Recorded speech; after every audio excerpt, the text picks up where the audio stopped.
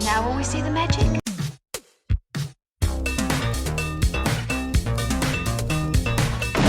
All right, where's Murray?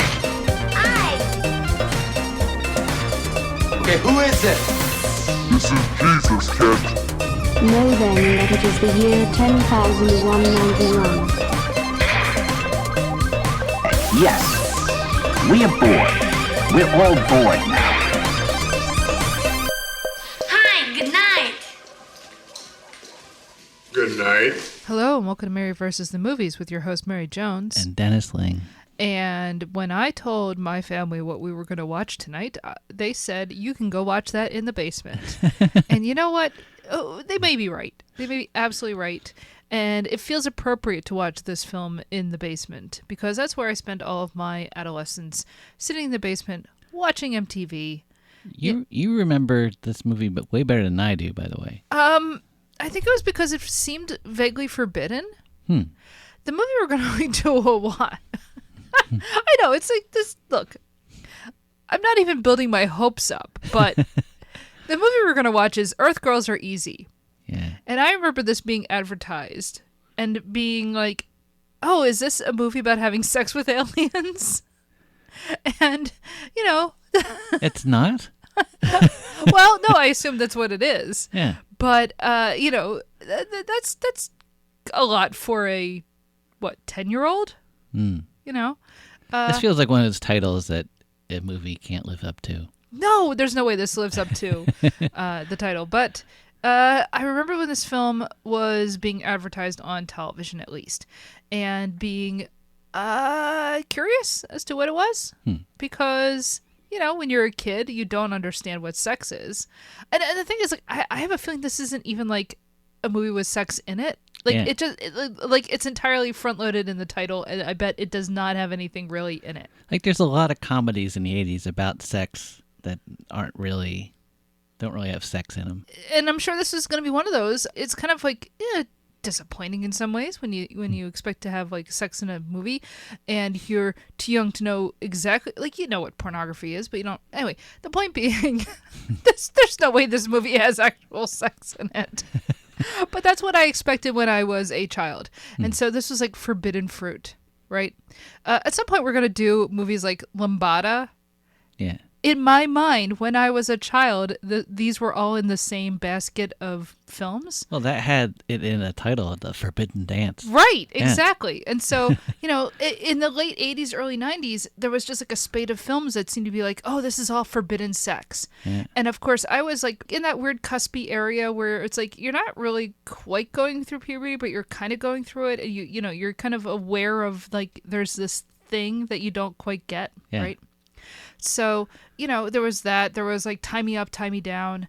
Oh God, I feel like there was like something else. And then they all have varying degrees of. Oh, I guess The Cook, the Thief, His Wife, and Her Lover, which does have sex in it. Yeah. I mean, that's actually like probably X-rated depending on what country you're in. Not because it's. I mean, X-rated in that it was NC-17, right? Mm-hmm. Because it does end the way it ends. Yeah. Which is not what you're thinking, people. It is not a sexy ending. You know, and it's not even like not a sexy ending in the way that like Society is not a sexy ending, but that's a very Peter Greenaway. God, that movie's so good. He earns his X ratings in a certain way. Those are for adults only because they really are just for adults and not in a this will get you off situation. It is a much more interesting. Anyway, the point is again, I have to promote Drowning by Numbers. I do want to see that movie at some point. Okay. It's Peter Greenaway. Sounds good. I've seen half of it, so. So I'm vamping a little bit because as far as I know, this isn't that great a movie. I know that it is Julie Brown, the comedian. There were two Julie Browns on MTV. Downtown Julie Brown. There was Downtown Julie Brown, and then there was just Julie Brown. Was she a redhead? Yes. Yeah. And this is just Julie Brown. Because, like, there was her, and then there was Kennedy after her. No, Kennedy was later. Okay. Now you're getting into the grunge era. Yeah. I remember Julie Brown being on, and then watching for her, and then she wasn't on for a while, and then this Kennedy shows up, and at first I was like, is that the same person? No. It is not the same person. No. Yes, obviously, Julie Brown was. I guess she was also just like a personality. So yeah, I know that she's the girl, the Earth girl who's easy, and she, I guess, encounters 3 aliens, and this is why this film sticks in my head. Okay. It's 3 aliens, and at first they're all very fuzzy. They're covered in fur, right, and they're brightly colored. Wow. This is what I remember from the commercials. Maybe I'm wrong, but this is what I remember. They're brightly colored, covered in fur. And then at some point they get shaved. And when you shave them, you find Jeff Goldblum, Jim Carrey, and Damon Wayans. Wow. I know, right? So this might be terrible, but it might be good. I don't know. I really don't know what we're walking into here. Well, think about like the Jeff Goldblum gamut we've run so far. We have vibes. We have vibes. Yeah. Vibes, I think if you tweaked it, it could work. Recast it. Yeah. Yeah, but he was also in the Big Chill. Big Chill. Yeah. He's great in the Big Chill. Mm-hmm. Look, I've seen Jeff Goldblum in things. He's good. I mean, I'm still putting off watching The Fly because gross. I'm just saying. I feel like the '80s are this kind of like him finding his way time. Sure. Like sometimes it works, sometimes it doesn't. Mm-hmm. I mean, I love him in Buckaroo Banzai. Yeah. And of course, we love him in Nashville. He's so small in Nashville. Yeah, when you but say we love him, it's like he's barely in it. Yeah, but like he definitely stands out. Like if you had said I love him in The Life Aquatic, I'd go sure. Well, that's why I feel like the '80s is his finding his way, and then he just kind of became something in the '90s, and then it just kind of blossomed. Independence Day, which is great. Yeah, Independence Day, Jurassic Park. Yeah, definitely. So this is pre that. Mm-hmm. Yeah, this is him playing an alien. We have Jim Carrey. Jim Carrey has shown up in one film of ours so far. Peggy Sue Got Married. I don't know how I feel about Jim Carrey because he's somebody where it depends on what it is, right? I watched it in Living Color. I enjoyed In Living Color, of course. Like, how could you not? But I never liked Fireman Bill. I was like, ugh, that's mugging. I don't get this. And like, I hate Ace Ventura. Totally, just no. The Mask? As if I should even... Well, The Mask, I think that might be the best harnessing of what he does, actually. Like, I don't really want to sit down and watch The Mask, but I'm like, yeah, I get it. It's not really for me, but I get it. It's like without The Mask, he's almost his character in... Eternal Sunshine. Yeah, no. But that's the thing. Like, I think The Mask is kind of like the first example of, oh, hey, he can actually kind of do. He has range as opposed to just being at 11 the whole time. You know, like I forget which Batman movie he's in as the Riddler, but it's just like, oh, that's exhausting. but early on when he's Edward Nygma, he is more that nebbish kind of guy, right? Yeah. I'm sure this is just Jim Carrey being weird. And then Damon Wayans, he's one of those perennials. He's been around for a long time. He showed up in Beverly Hills Cop. Obviously, I watched, I brought up In Living Color, but I've seen him in lots of different things. He's been in a lot of different things. Maybe my favorite thing he's been in, oddly enough, is Bamboozled, the Spike Lee film, which I think is a very interesting and difficult movie to unpack, but I kind of find his character fascinating in it. But so yeah, Damon Wayans, he's... I don't know. He's just one of those guys where he can be very like who doesn't want to watch Homie the Clown? Here they are. They're playing aliens, and I don't know. Are they meant to be sexy? Probably. I mean, that's kind of my entire image of this film that I have in my head, and I don't know if this is even from this film.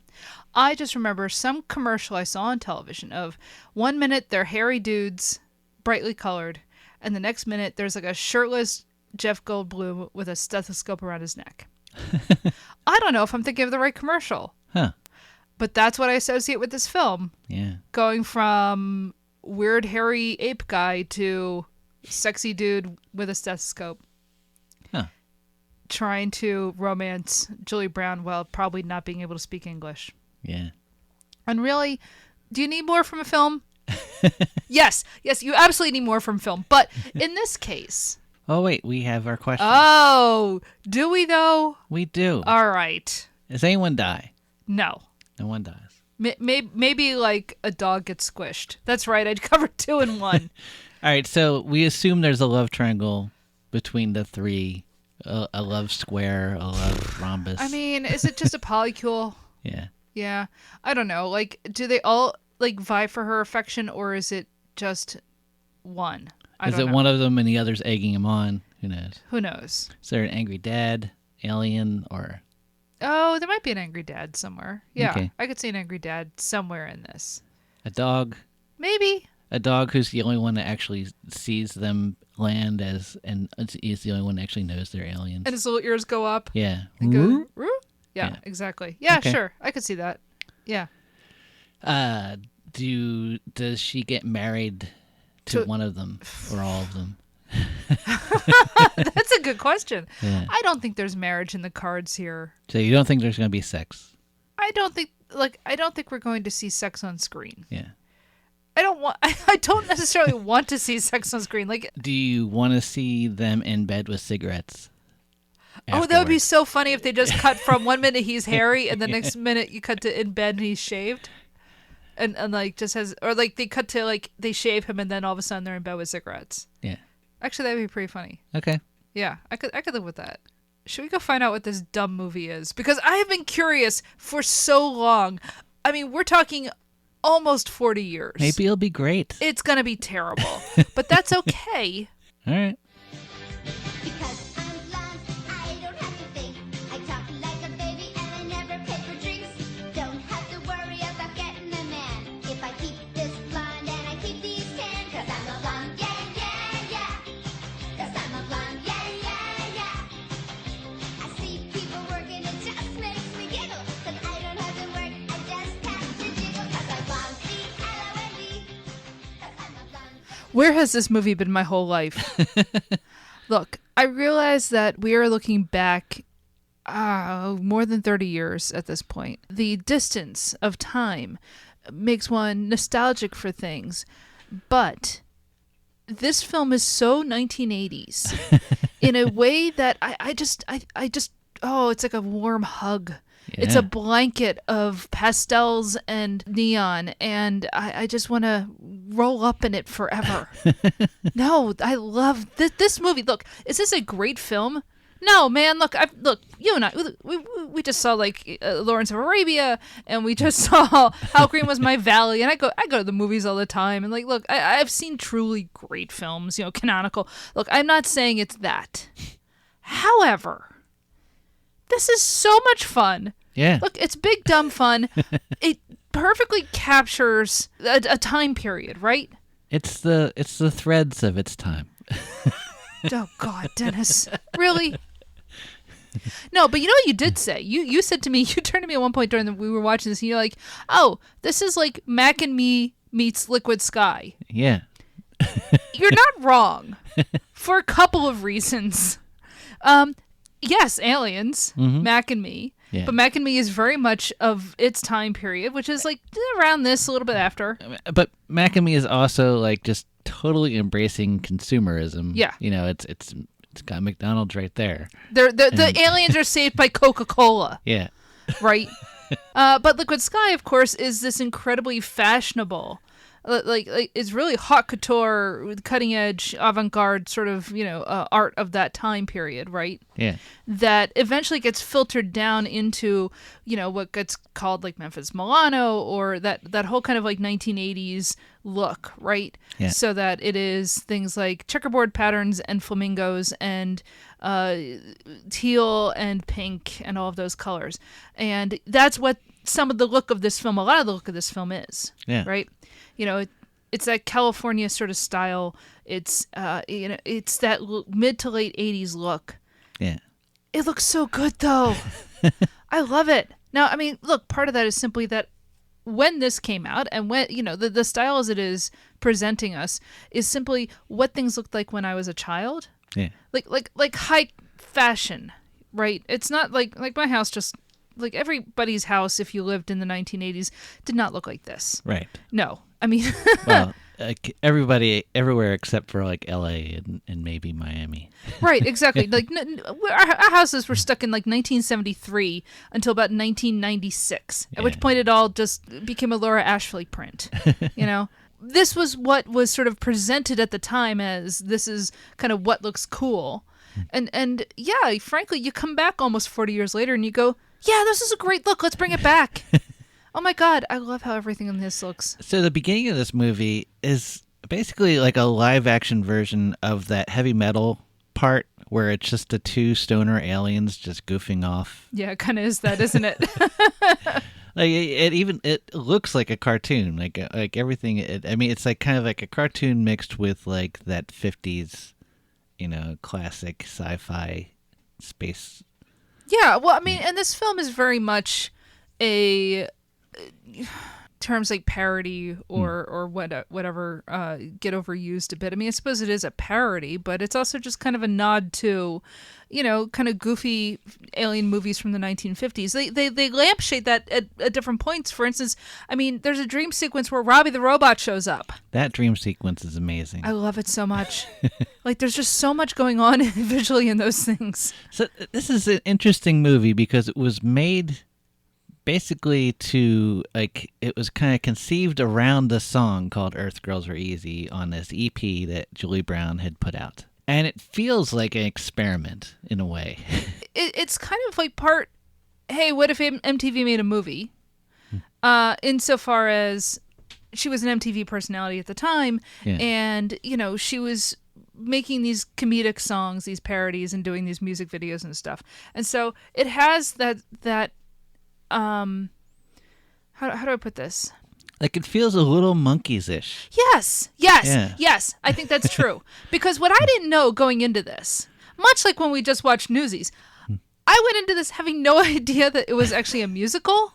There are multiple musical numbers in this. Yeah. It is very much a showcase for Julie Brown's songwriting as, a comedic songwriter, right? But there's also a lot of B-52s. Yes. A lot of B-52s. Yeah. And then there's a Hall & Oates song at the end, just for me. A Hall & Oates song, which is a cover of Love Train. Like, it's basically like they're, like a Philadelphia sandwich at the end, which is great. I know, right? So, I wasn't expecting this movie to be what it is. Kind of heightened California, the valley. There are scenes of them just driving down whatever the boulevard strip, all the, fast food joints and all the rest of it. But it's sort of like celebrating it while kind of mocking it at the same time, right? Yeah. Like, it's a very camp film. Yeah, it's like, it's kind of in the same universe as Pee-wee. Exactly. I think it's like Pee-wee is a heightened kids version, right? This is slightly older. Mm-hmm. This is the teenage sister to Pee-wee in a way. No, I'm serious. This is the teenage sister version of that, and I'm sure there's some older version, like, I don't know, maybe Back to the Beach is their parents. Yeah. But like the house is basically like his house in the beginning, like just all this kitschy stuff and like she's talking into Lips phones. Yeah. I love the lip phone. Like, here's the thing: when we gave up handsets as phones, we gave up so much art. Yeah. Garfield. Garfield, hamburger, football, lips. Yeah. Return. The hell with these iPhones. Nobody's calling you on an iPhone anymore. No, and they're not comfortable. Nobody wants to talk into an iPhone. Do you want to talk into lips? Yes, you do. Yeah. So, this is a very camp film. Like, it's very consciously, like, evoking, like, science fiction films, like those kind of beach movies of the 1960s. I mentioned Back to the Beach. It's very much in that vein. This film didn't do well at the time. It was a huge bomb. And it just makes me mad at America. Why don't... Again. Am I awake? Then I'm angry. Yeah. Why doesn't this country understand how campy it is? Campy, you're making fun of me. Yes! Embrace it! Anyway, so this... I didn't realize also that it stars Geena Davis. Yeah. She is actually the star of the film. I guess Julie Brown originally wanted to be the star, and instead she ends up having to play the best friend. But she also gets the musical numbers, so that's but the studios wanted like somebody who was actually like a star, and so they have Geena Davis, and that's fine. She's good. She's great in this. So did she meet Jeff Goldblum during this? Because they got married during the movie. I don't know if they met during this. I know they made 3 films. I don't know where this sits in that timeline. Yeah, so they are, of course, lovers in this. Once they shave him. Yeah. Because, like Dennis said, it starts off with the spaceship and we have the 3 aliens, and they are what I remember, 3 hairy guys, and it is who I remember. And, they're very bright primary colors. We also have Charles Rocket is a doctor, and Geena Davis is his girlfriend, fiance, who is a manicurist, who works with Julie Brown. Do you know who these three aliens are? These 3 primary color aliens? Who? They're the Marx Brothers. Oh, go on. Yeah, so, I think I know where you're going with this. Yeah, so like I think Jim Carrey is kind of the Harpo. Yeah. Damon's kind of the He's the Chico? He's the Chico. And that would make Jeff Goldblum the Groucho. Yeah. Because he's the one who's actually speaking English. So much, I'm sure they probably, that was intentional. Yeah. No, I'd be really... It didn't occur to me to just now. I was like, I feel like I've seen this before. I'm like, oh, yeah, this is exactly... Like, I could see them even making this movie. Yeah. You're absolutely right. No, that's exactly what's going on here. If they had been, like, of a certain age in the 50s, like, maybe they would have made this movie somehow. God, I wish there had been like a Marx Brothers. Like their time period is just a little too far off from when science fiction films were a thing. But you could totally see Harpo doing this. Yes, of course. This is probably the most I've liked Jim Carrey. Oh yeah. In this kind of spastic role. Mm-hmm. Normally, I find it a bit grating. Like I said, look, I'm not And then when you actually see him watching Jerry Lewis. It's like, that was interesting. No. That was you guys shouldn't see each other. Stay away. It's like, oh God, it's an origin story. What is that movie? Is that like because? Oh, I haven't really seen any Jerry. Oh wait, was that Flubber or no? The Nutty Professor. Is that the Nutty Professor? I think so. Because like I hear that's actually like a good movie. I know I can't bring myself to watch a Jerry Lewis movie either, but I watched that documentary about the day the clown cried, and I'm kind of like, maybe I should actually kind of watch some of them because they look visually interesting. Mm-hmm. But because it's the one where it's like a Jekyll and Hyde story, and the Hyde is basically him playing Dean Martin, which is nice and mean if you think about it. Yeah. But yeah, seeing Jim Carrey watching a Jerry Lewis film, and I'm like, no, stop. You're gonna make so many annoying movies after this. But yeah, so they crash land in her pool, right? And meanwhile, Dr. Love is cheating on her, right? Because they're going to get married, and he's just like, I'm bored. And they haven't had sex in like 2 weeks. He brings home a date. She is there trying to surprise him. Very Blue Velvet. Oh my God, it is a bit Blue Velvet. Because she's hiding in the closet and stuff. Yeah, with the slats and everything. Yeah. They have a big bust up and break up, and she destroys the house in a musical number. And it's pretty great because they're doing this very 80s sort of ballad, like something you'd hear like Cyndi Lauper singing, like that very kind of moving type of song. But she's like throwing a bowling ball into the computer and setting everything on fire. Yeah, she really goes to town on this house. It's great. And what I like about the film is the rest of the film, the house is still destroyed. Yeah. They never clean up.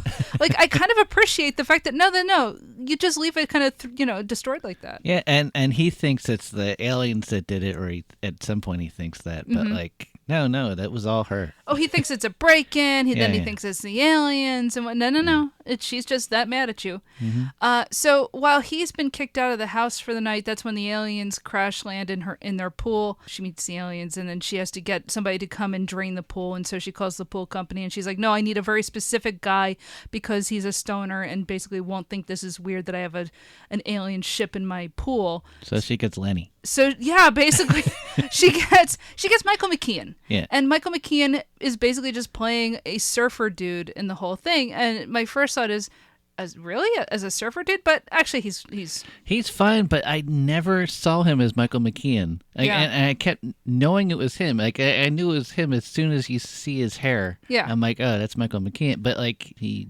disappeared into the character for me.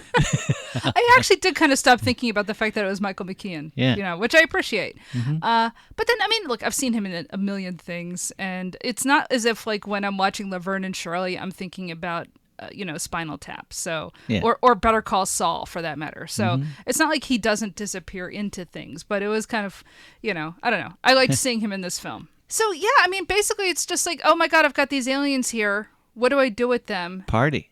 Basically, she decides to take them to her coworker, played by Julie Brown, and she's like, okay, you gotta shave these dudes, because this is not going to fly if anybody walks in on seeing these multicolored apes. Oh, we already had a makeover scene with her. We did have a makeover when scene. she was trying to win back Dr. Love.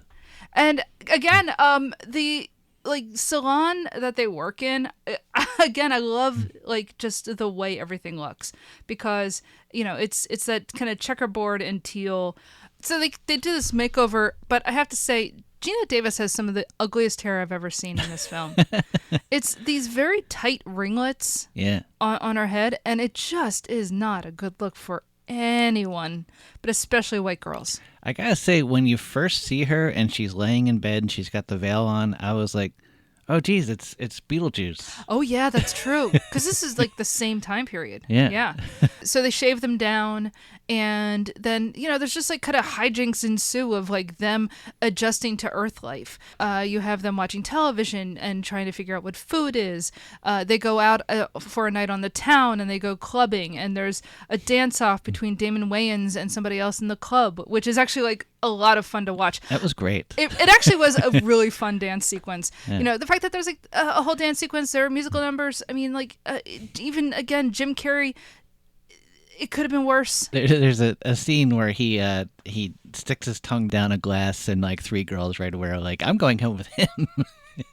Fair enough. Yeah. I gotta say, I don't know how often you would have a joke about that. I know. In a film, even in the 80s. Yeah. So I appreciate that. Dr. Love has been kicked to the curb. All of a sudden, Geena Davis's character is falling in love with Jeff Goldblum. What was off screen was on screen. Like as soon as he steps out of the capsule, the look on her face is like, yeah. What are you saying, when he's blue and hairy? No. When he steps out of the makeover. After being shaved. Yeah. Well. Yeah. I mean, the way they frame him in that image, you'd have to be dead not to be like. Yeah, this is total like Dr. Malcolm, whatever. Yeah. Like the chest out and everything. I'm not like somebody who's like, oh, Jeff Goldblum is hot. He's hot in this. Yeah. He's really hot in this. The thing is, like, he's a weirdo most of the time. Yeah. But every now and then you see a shot of him and you're like, oh, geez. This is actually an excellent use of his weird qualities. Yeah. It's interesting how this is a film that actually uses all of the kind of weird qualities of the actors in the way that suits them really well. Yeah. I think it's really underrated for that reason. Mm-hmm. Again, like Jim Carrey, all of his weirdness, it's perfectly suited to being an alien. Jeff Goldblum, his weirdness here, again, it totally suits him being the leader of these aliens. So, they have the night on the town, and, she and Jeff Goldblum end up making love. All off screen, because this was oddly enough a PG film, which is weird given its title. And there's multiple topless shots. Did you not notice? I thought they were fake. Dennis, boobs. They're nipples. There's nipples throughout this film. Now, are they all fake? Sure. I mean, like nipples like through clothes or. Well, okay, so there's one scene where they're doing, I guess, like the makeover on Geena Davis. Yeah. And you see, like, there's, like, cutaway on her chest to nipples. Now, I think those nipples were fake. Yeah, I thought that was, like there was, like, these disc things. I thought that was some kind of but thing. That's not the only time. Yeah. There was, like, one shot that was, like, kind of like, I guess it was, like, kind of part of her breast or something. It was very quick. I know we stared at her boobs a lot during this movie. Yes, that's true. I mean, but again, I'm not dead. Yeah. So, But also, there was like this weird, like in her one dream sequence, like when all these weird images were going on, there was like, it looked like a woman painted blue on an exercise bike. Yeah. And she was topless. Now that was painted boobs, so that's different. That's how legal. That's I'll keep that in mind the next time I go to the beach. that's Instagram acceptable. You might actually be right. I don't know. Look, it's art. Okay. Yeah, man. So she has this dream after they have sex. Yeah. And it's just kind of like, oh no, what have I done? Do you want to talk about this dream? Because it's amazing. Yeah, let's talk about it. They've had sex, and he has he has this love touch thing. He does it to her cat once, and the cat's suddenly like purring and stuff. And Yeah, basically Jeff Goldblum can do a Vulcan pinch, but instead of disarming you, it disarms you. Yeah, It causes you to love whatever is around. Yeah, it's his fingers. God. Sorry. Go on.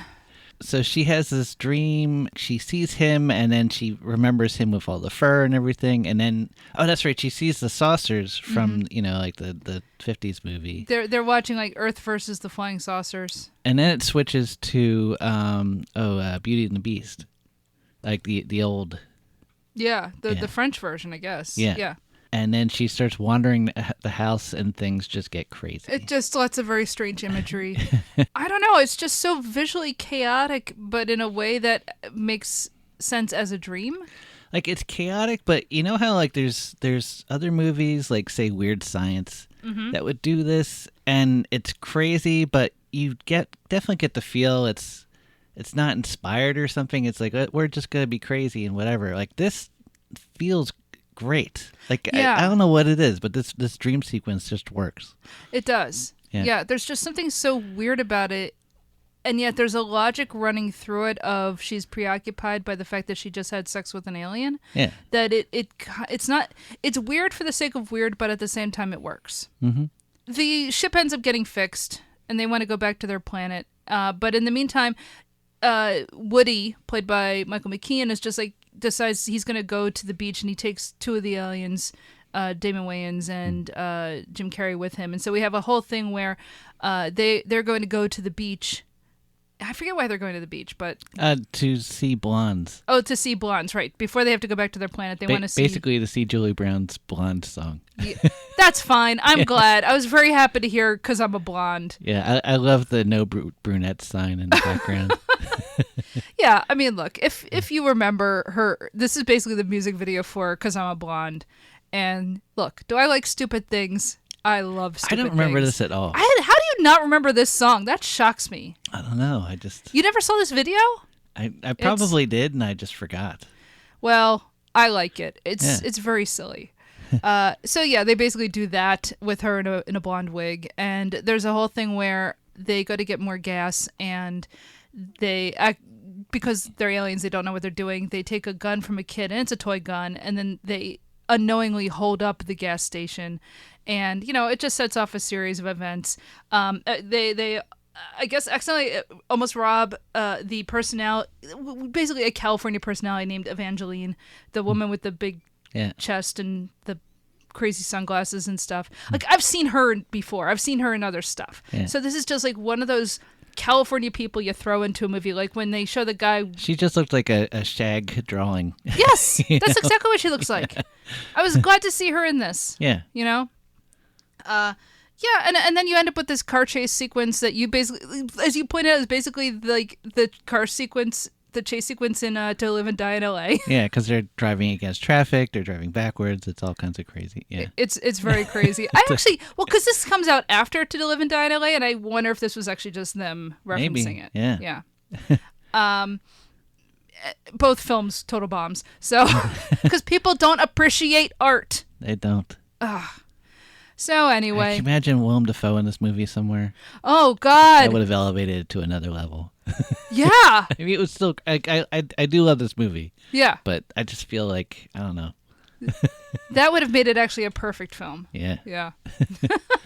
So they're going to be arrested by the cops, and Jeff Goldblum uses his love touch and instead gets the cops to, first of all, fall in love with each other, which is cool. Yeah. And I mean, yeah, okay, it's playing with some gay stereotypes, but I mean, it's fine. It could have been worse. And instead, drive them to the hospital. Our other two aliens were taken to the hospital in an ambulance, and they want to spring them because of the whole car sequencing. They drove the car through the big donut that's on. I guess what is that like the strip? Yeah, Like somewhere. It's I've seen that donut shop before, right? They drove their car through it during the chase sequence. So yeah, they go to the hospital, and this is the hospital where Dr. Love is working at, and we have a whole thing where it turns out like they both have they've all got two hearts. Yeah. Do we know for sure that Time Lords aren't actually hairy? For all we know, the TARDIS actually just makes us not see them being very hairy. If any American was going to play Doctor Who, Jeff Goldblum. Yeah. Mm-hmm. Yeah, I could see that easy. I don't want an American Doctor Who. Look, I watched the 8th Doctor special. We know. Don't go there again. Nothing wrong with Paul McGann. Everything wrong with Fox. I just found out Paul McGann's in Alien 3. I completely didn't. Wait, isn't that the one you hate? Yeah, but I've only seen it once, so maybe it's not as bad as I don't know. No, come on, man. I know it's not good, but no. it's dour. But yeah, basically they spring the other two aliens out because Jeff Goldblum tricks Dr. Love into thinking that everybody has two hearts and he's going crazy, and that's basically they run back to the house, and the spaceship is ready to go because the pool's been drained, and Dr. Love tries to get them back together with Geena Davis, and they kiss, and she's just like, yeah, I don't feel nothing for you anymore. And she's like, Jeff Goldblum, take me away to the stars. So they do. And so he falls in love with the cat. Yeah, I hope the cat gets a restraining order. Exactly. So yeah, this movie's great. And they drive through a donut in space. Yep. This movie's great. I can't believe people didn't like this at the time. You know what? They were too close to their own time period to understand how good this was. I feel like so B-52s are all over it. Yeah. This is kind of a B-52s thing. Yeah. Like it feels like it should just be a B-52. Like they should be in the movie somewhere. I kind of wish they had been like if there was a scene at the club with a band, there should have been a band and it should have been the B-52s. Mm-hmm. Yeah, I mean this is again, it's very camp. It's very like beach movies and sci-fi. And as you say, this is basically there's a reason that they're using the B-52s all over the place because it's the same sort of thing. You watch this now, right? And I think this is a film that's better now than when it came out. Mm-hmm. Because at the time, I think people just was like, this is just a dumb comedy. What are they doing? And when you watch it now, it's a really cool time capsule of sort of 1980s pop ideas of what art looks like, of campy ideas about movies, of music videos. Like there's just so much in this silly little movie. Maybe it's good that I didn't watch this until now. No, and I'm serious, because if I had seen it at the time, I probably would have enjoyed it, right? I would have seen it on cable, and I would have really liked this film because of the age and just my own sensibilities. Mm-hmm. But watching it now, it's just this warm glow of nostalgia for me. Yeah. I don't know. I picked this kind of at random just because I was like, I need something that's going to be, frankly, easy to watch. And it's extremely easy to watch. This went down like a cold bottle of Coke, but I don't know. Like this was just more fulfilling, weirdly enough. A film that does not intend to be fulfilling at all, but it was more fulfilling than I think it would be otherwise.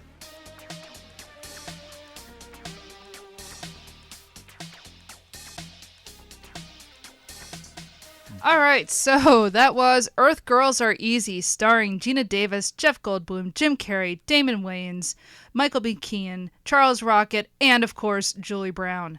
Written by Julie Brown, Charley, Coffey, and Terrence E. McNally, and directed by Julien Temple. All right, yes, you can, of course, follow us on social media. We are at Mary vs. Movies on all of your major platforms, except for Tumblr, where it's Mary vs. the Movies. And, of course, we also have a Facebook page that is Mary vs. the Movies. But, yes, we are on TikTok and Tumblr and Instagram and Blue Sky and even Mastodon of all places. So if there is a social media site, we are on it. We are on all of your major listening platforms. We're on Apple Podcasts. We can rate and review the show. We would appreciate it if you did. We are on Spotify. We are on Google. Oh, it's not Google anymore. It's YouTube. That's right. We're on YouTube. So, wherever you listen to your podcasts, we are likely there. We have a Patreon where you can help support the show for $3 a month. You help pay for the costs of doing things like renting movies and paying for our server and paying for our Zoom account and all those fun things. And in exchange, you get access to a whole other show, Hollywood Avalon. That's right. Once a month, we put out a show about Arthurian movies and TV shows. So we've done all kinds of stuff. Bugs Bunny cartoons, King Arthur, Legend of the Sword, the Guy Ritchie film which was much better than I expected. Excalibur. I think at some point we're going to do like the show Gargoyles, because I think that's got Arthurian stuff in it, which I vaguely remember. So yes. Is there a Star Trek episode? No idea. Yeah. Do some research, I guess. Yeah. But yeah, well, we did Star Wars. Mm-hmm. So yeah, Hollywood Avalon. So yeah, patreon.com/MaryVSMovies. All right. Next week. That's right. In a complete tonal change, we're going to watch the apocalyptic British television show Threads. You haven't seen it? I haven't seen it. I just hear it's one of the bleakest. It's a TV show? Well, it's a TV movie. Oh, okay. Yeah, so it's like a 2-hour TV movie. And apparently it's like one of the bleakest things ever made. So, we I don't know. We got to do it at some point, and this is it. Is it before or after... the day after? Day after. I think it's like the same year. Yeah. The early 80s were a rough time, man. Yeah. All right. Well, until next time. I gotta go now, Valerie. I'm getting my butt kicked.